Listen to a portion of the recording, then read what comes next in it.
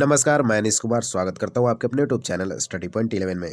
हम लोग देखेंगे एसएससी जीडी परीक्षा 2025 के लिए एक इम्पोर्टेंट वीडियो, जिसमें देखेंगे 20 प्रश्न मेरे भाई जीके के। और मेरा एक ही मकसद होता है कि आपको जो एसएससी जीडी जो प्रश्न पूछता है उन सारे प्रश्न से आपको मैं एक बार अवगत करा दूं।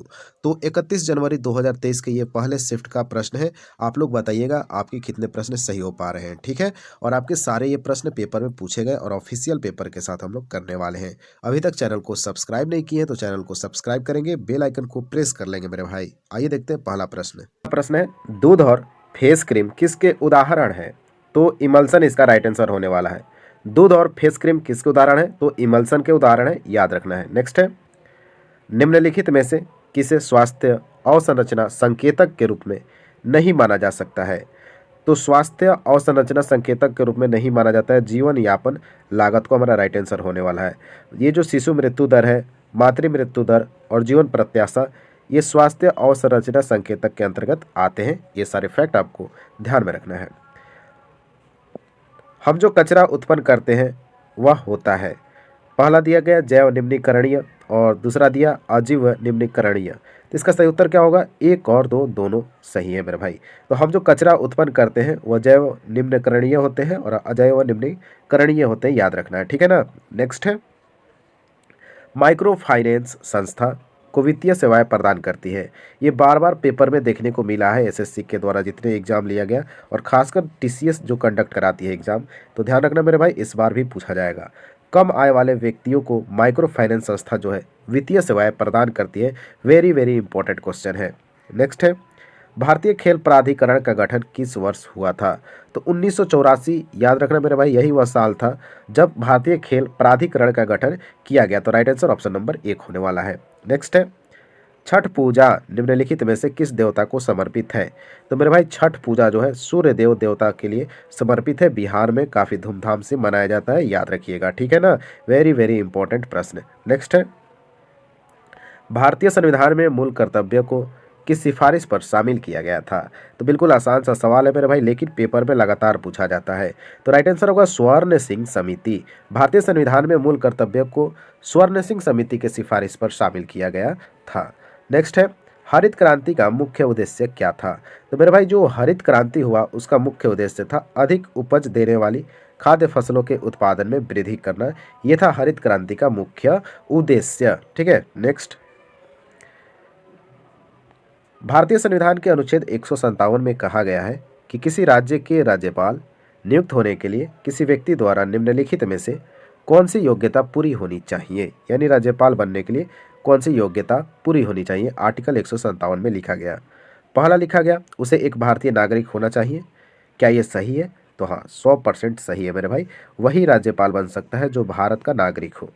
दूसरा कथन दिया गया, उसने 35 वर्ष की आयु पूरी कर ली हो। बिल्कुल ये भी सही है, 35 वर्ष के ऊपर के ही लोग को राज्यपाल बनाया जा सकता है। 35 साल से अगर किसी का उम्र कम है तो उसको राज्यपाल नहीं बनाया जा सकता है। तो हमारा एक और दो क्या हो जाएंगे? दोनों सही हो जाएंगे। Right option option number 3। आपको सारे प्रश्न समझ में आ रहे होंगे, और मेरे भाई सारे आपके प्रीवियस ईयर क्वेश्चन के ये प्रश्न हैं, इसलिए मैं ऑफिशियल पेपर से सॉल्व कराता हूँ। निजी क्षेत्र संस्था का प्राथमिक उद्देश्य क्या होता है? तो देखो मेरे भाई, निजी क्षेत्र संस्था का प्राथमिक उद्देश्य अगर पूछता है तो यह है लाभ। राइट आंसर ऑप्शन नंबर 4 हो जाएगा। तो निजी क्षेत्र संस्था का प्राथमिक उद्देश्य क्या होता है? तो लाभ पहुंचाना होता है। नेक्स्ट, जम्मू और कश्मीर के दूसरे लेफ्टिनेंट गवर्नर कौन है? तो मेरे भाई जम्मू और कश्मीर के दूसरे लेफ्टिनेंट गवर्नर बनाए गए थे श्री मनोज सिन्हा। ये तो करंट अफेयर्स का सवाल था उस समय का, तो ये आपके पेपर में हो सकता है नहीं पूछेगा, लेकिन ये प्रश्न आप लोग ध्यान में रखेंगे। भारतीय संविधान के कौन सा संविधान संशोधन जो 2020 में हुआ अनुसूचित जाति और अनुसूचित जनजाति की आरक्षण को बढ़ा दिया? तो 104 नंबर का जो संविधान संशोधन था, वेरी वेरी इंपॉर्टेंट है मेरे भाई, पेपर में पूछा जाएगा।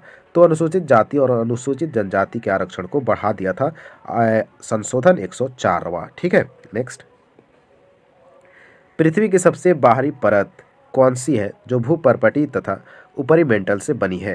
तो मेरे भाई स्थल मंडल बताना इसका सही उत्तर। तो पृथ्वी की सबसे बाहरी परत है जो भूपर्पटी तथा ऊपरी मेंटल से बना हुआ है, तो स्थल मंडल राइट आंसर होगा। नेक्स्ट है, दूसरा गोलमेज सम्मेलन आयोजित किया गया था तो यही गोलमेज सम्मेलन था जिसमें कांग्रेस की तरफ से महात्मा गांधी पार्टिसिपेट किए थे। गोलमेज सम्मेलन में इकलौता गोलमेज सम्मेलन था यह जिसमें महात्मा गांधी गए थे। तो दिसंबर 1931 में दूसरा गोलमेज सम्मेलन का आयोजन किया गया था। नेक्स्ट है 1981 में निम्नलिखित में से किसे अखिल भारतीय गंधर्व महाविद्यालय द्वारा डॉक्टरेट की उपाधि से सम्मानित किया गया था। तो केलुचरण महापात्रा, इनको कौन भूलेगा मेरे भाई, जो भी एसएससी जीडी की तैयारी कर रहे हैं उनको ये बिल्कुल नहीं भूलना है। केलुचरण महापात्रा को 1981 में इनको अखिल भारतीय गंधर्व महाविद्यालय के द्वारा डॉक्टरेट की उपाधि से सम्मानित किया गया था। नेक्स्ट है अप्रैल 2022 में नागालैंड से भारत में राज्यसभा की पहली महिला सदस्य के रूप में किसे चुना गया। उस समय के मोस्ट इम्पोर्टेंट यह करंट अफेयर्स था जिसलिए आपके एग्जाम में पूछा गया था। हो सकता है ये पहली महिला सदस्य बनी है नागालैंड की राज्यसभा में, तो आपसे प्रश्न रिपीट भी कर सकता है। याद रखना फांगनोन कोन्यांग इसका सही उत्तर होगा, फांगनोन कन्यांग। नेक्स्ट है निम्नलिखित में से किसे लोक नृत्य शैली का संबंध मुख्यतः पंजाब से नहीं है। तो मेरे भाई पंजाब से तो हो जाएगा लुड्डी, भांगड़ा और गिद्धा। लावड़ी बताओ, लावड़ी थोड़ा कमेंट बॉक्स में बता दो, लावड़ी कहाँ का लोक नृत्य है। फटाफट कमेंट बॉक्स में आना चाहिए, ठीक है। जितने भी मेरे भाई वीडियो देख रहे हैं सबके कमेंट आने चाहिए कि लावड़ी जो है किस राज्य का लोक नृत्य है। नेक्स्ट है हरित क्रांति का प्रथम चरण कब प्रारंभ हुआ। 1960 के दशक में। जो भी हमारे साथ जुड़े हुए हैं उनको हरित क्रांति के बारे में काफ़ी डिटेल्स में, क्योंकि हर पेपर में प्रश्न पूछा जाता है हरित क्रांति से, तो हम काफ़ी डिटेल्स में बता चुके हैं। तो आप लोग लगातार वीडियो देखते रहिए मेरे भाई, जुड़े रहे हमसे और आपके एक एक प्रश्न क्लियर हो जाएंगे एग्जाम तक। तो 1960 के दशक के मध्य में हरित क्रांति का प्रथम चरण आरंभ हुआ था। नेक्स्ट है इलाहाबाद में अशोक स्तंभ पर किसकी प्रशस्ति की खुदाई की गई है। तो समुद्रगुप्त इसका राइट आंसर होगा। इलाहाबाद में अशोक स्तंभ पर समुद्रगुप्त प्रशस्ति की खुदाई की गई है, याद रखना समुद्रगुप्त हो जाएगा। आज का हमारा ये 20 नंबर प्रश्न है। फीफा के नए नियम के अनुसार आधिकारिक स्वीकृति मैचों में उपयोग की जाने वाली फुटबॉल गेंद की परिधि का माप निम्न के बीच होना चाहिए। तो फीफा आप लोग को पता है कि फुटबॉल का ऑर्गेनाइजेशन करता है, तो 27 और 28 इंच हो जाएगा फुटबॉल की परिधि का माप। याद रखिएगा जो बॉल होता है 27 से 28 इंच, 27 से 28 इंच की परिधि इसका होना चाहिए, याद रखिएगा। किसने बताया? फीफा, जो कि नया नियम लॉन्च किया है। तो ये था कुल हमारा 20 प्रश्न। आपको यह वीडियो कैसा लगा? वीडियो अच्छा लगा तो वीडियो को लाइक करना बिल्कुल नहीं भूलना है मेरे भाई, ठीक है। लाइक करोगे तब तो एनर्जी आएगी हमारे अंदर भी। और कमेंट बॉक्स में थोड़ा बताओ, जो प्रश्न वीडियो के दौरान पूछे उसका उत्तर बताओ, और कितने प्रश्न सही हो पा रहे हैं ये भी जरा कमेंट बॉक्स में बता देना है। मिलते हैं नेक्स्ट वीडियो में, तब तक के लिए जय हिंद।